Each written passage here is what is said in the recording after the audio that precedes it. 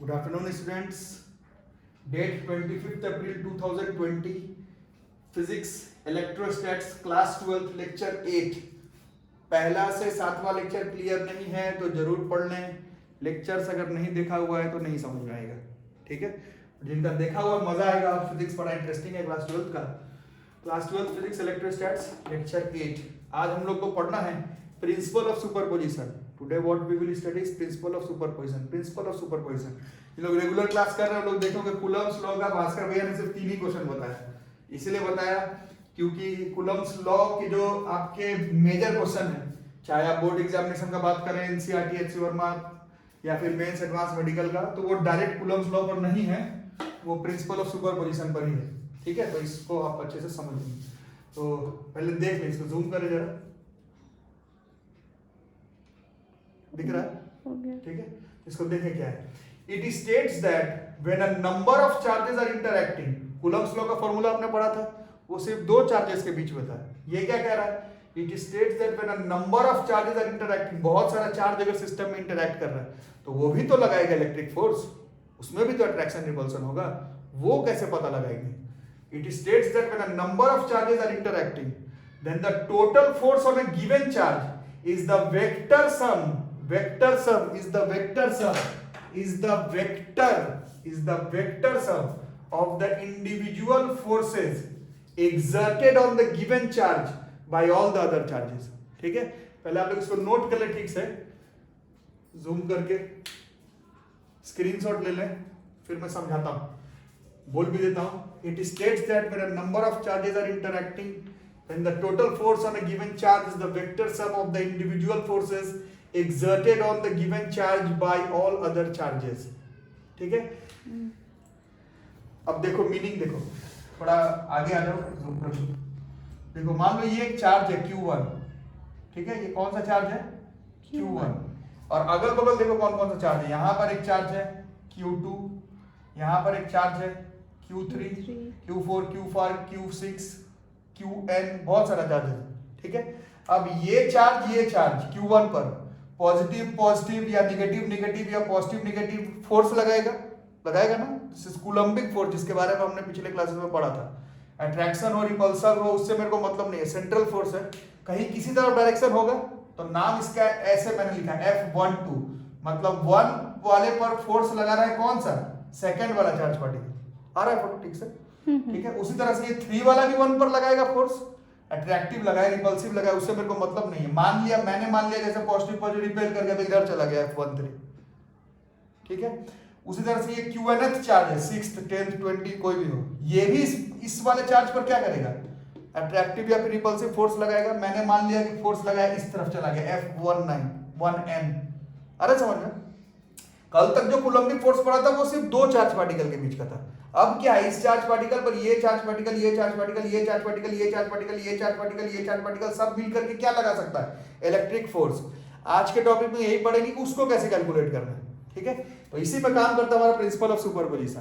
Principal of superposition यही कह रहा है, डेफिनेशन देख लिए. It states that when a number of charges are interacting, then the total force ही हम लोग को निकालना है ऑन अ गिवन चार्ज. जैसे कि इसमें Q1 पर निकालना था, किस तरह से निकलेगा? Is the vector sum. जितना भी फोर्स निकाला उसका वेक्टर एडिशन कर दो. क्लास 11 12 जिन लोगों का ठीक से पढ़ा हुआ फिजिक्स मैथ्स, उन लोगों को आइडिया है vector resultant resolution, vector sum का formula, parallelogram law of vector addition, triangle law of vector addition, इन सब का इस्तेमाल करना पड़ेगा. ठीक है, ये आपको मेक श्योर करना. ओके, नोट बना करके लिख लेंगे. इस नोट को पहले देख लो.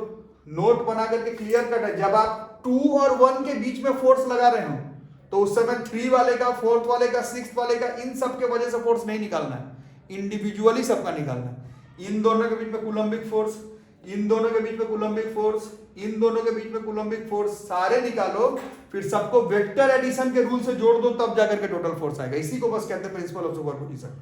ठीक है, मेक श्योर करना है जब इन दोनों के बीच का फोर्स निकाल रहे हो उस समय इस तीसरे का नहीं निकाल देना. पहले इन दोनों का पहले निकाल लो, डायरेक्शन देख लो, फिर इन दोनों का निकाल लो, फोर्स डायरेक्शन देख लो, इन दोनों का निकाल लो, फोर्स डायरेक्शन देख लो, फिर जितना टोटल फोर्स आया, because force is a vector quantity, उसका फाइनल रिजल्टेंट हम लोग वेक्टर एडिशन के रूल से निकाल देंगे. This is known as principle of superposition. ठीक है, और सारा क्वेश्चंस अगर कूलम्स लॉ से न्यूमेरिकल अगर आपके आए बोर्ड में, मेंस में, एडवांस में, नीट में, तो वो मान करके चलो कि सुपरपोजिशन प्रिंसिपल पर होगा, ठीक है। जैसे कि फॉर एग्जांपल इस क्वेश्चन को आप फोकस करो, जरा आ रहा है क्वेश्चन, खड़े भी होकर के थोड़ा जूम ऊपर की तरफ भी बच्चों को दिखे अगर, ठीक है। So very important question. देखिए क्या कह रहा है, 3 charges, 3 charges plus 10 mu coulomb, plus 5 mu coulomb and minus 5 mu coulomb are placed in air at 3 corners of an equilateral triangle ABC, ठीक है, ऑफ साइड 0.1 मीटर, ठीक है। Find the resultant force experienced by charge placed at a point पर। आ रहा है, पहले question को पहले लिख लो। 3 charges plus 10 mu coulomb plus 5 mu coulomb and minus 5 mu coulomb are placed near at 3 corners of an equilateral triangle ABC of side 0.1 meter. Find the resultant force experienced by charge placed at point A. हो गया, ठीक है, zoom पर ही रखिए ताकि calculation बच्चों को दिखे, ठीक है। आप एडजस्ट करिए वीडियो को, आप एडजस्ट करिए जैसा अच्छा है, ठीक है। अब देखो क्वेश्चन का मीनिंग क्या कह रहा है, 3 चार्ज रखा हुआ, कहाँ पर है, ए पर है कितना, प्लस 10 म्यू कूलम, बी पर प्लस 5 म्यू कूलम, सी पर माइनस 5 म्यू कूलम। क्या निकालना है, फोर्स किस वाले चार्ज पार्टिकल पर, जो ए पर रखा हुआ, मतलब प्लस 10 म्यू कूलम इस पर, ठीक है। कल तक क्या पढ़े थे कि ये पॉजिटिव पॉजिटिव रिपेल कर जाएगा, कूलम्बिक फोर्स से फोर्स निकाल लेंगे, बट आज ये पॉजिटिव पॉजिटिव रिपेल तो करेगा, बट ये पॉजिटिव और निगेटिव ये अट्रैक्ट भी करेगा। पहले हम लोग दोनों फोर्स निकालेंगे, उसके बाद उसका रिजल्टेंट निकालेंगे by using principal of superposition, इतना ही करना, ठीक है। कैसे करेंगे,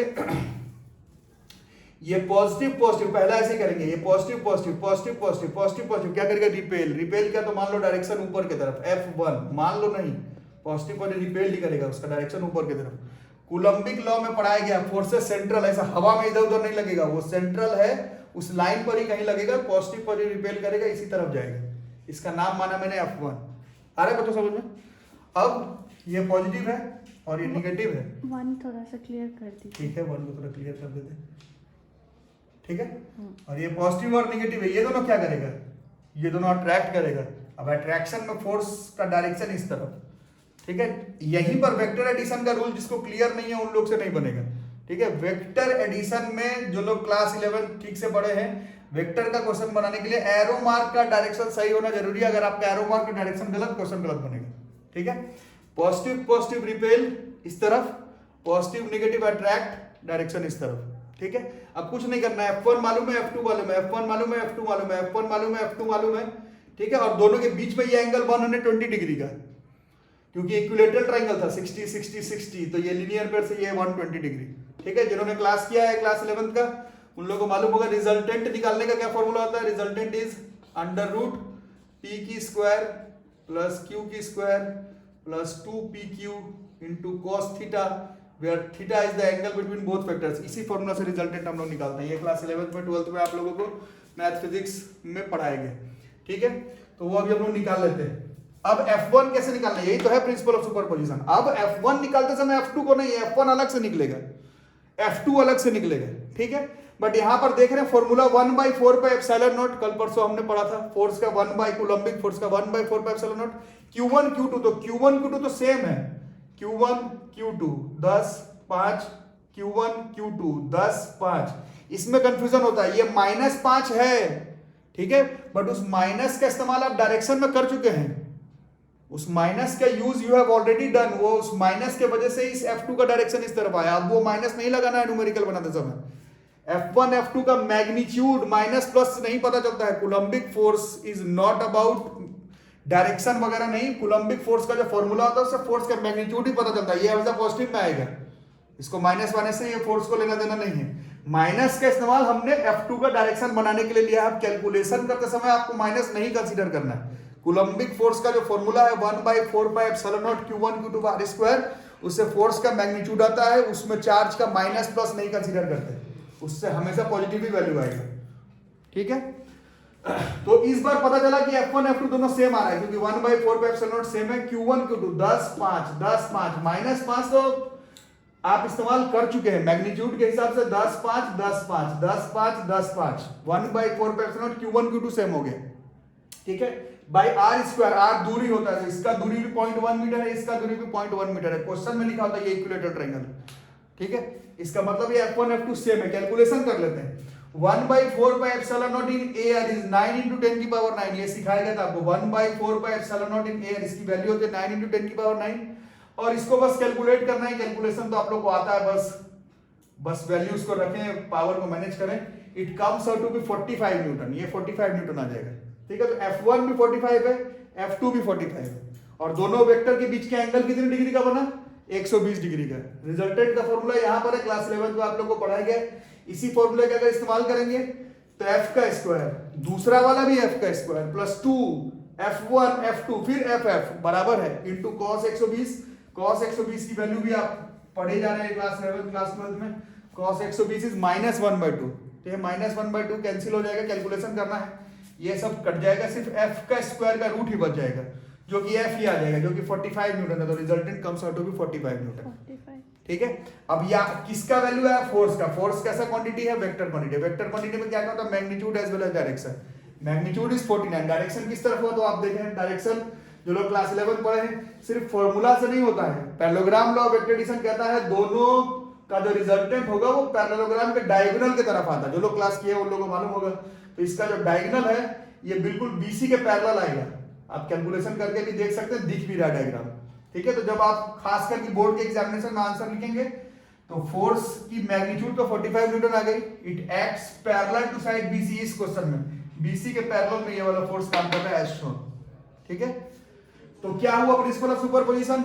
जब एक साथ 3-4 चार्जेस आपस में इंटरैक्ट कर रहे हो और एक चार्ज पर फोर्स निकालना हो तो कूलम्बिक फोर्स का फॉर्मूला इस्तेमाल करना है, बट एक एक करके। इसके वजह से निकालोगे तो इसको नहीं कंसीडर करना है, इसके वजह से निकालोगे तो इसको नहीं कंसीडर करना है। सारा फोर्स निकाल लो, फिर उसका वेक्टर एडिशन कर दो।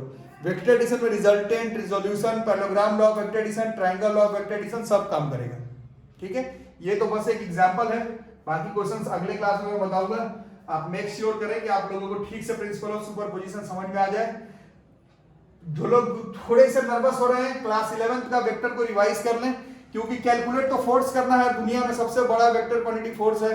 अब आगे का जितना भी न्यूमेरिकल है उस पे वेक्टर का कॉन्सेप्ट तो लगेगा ही। तो आपके पास टाइम है, एक दिन आप क्लास 11 से अपने बुक से एक बार वेक्टर को जरूर रिकॉल कर लें।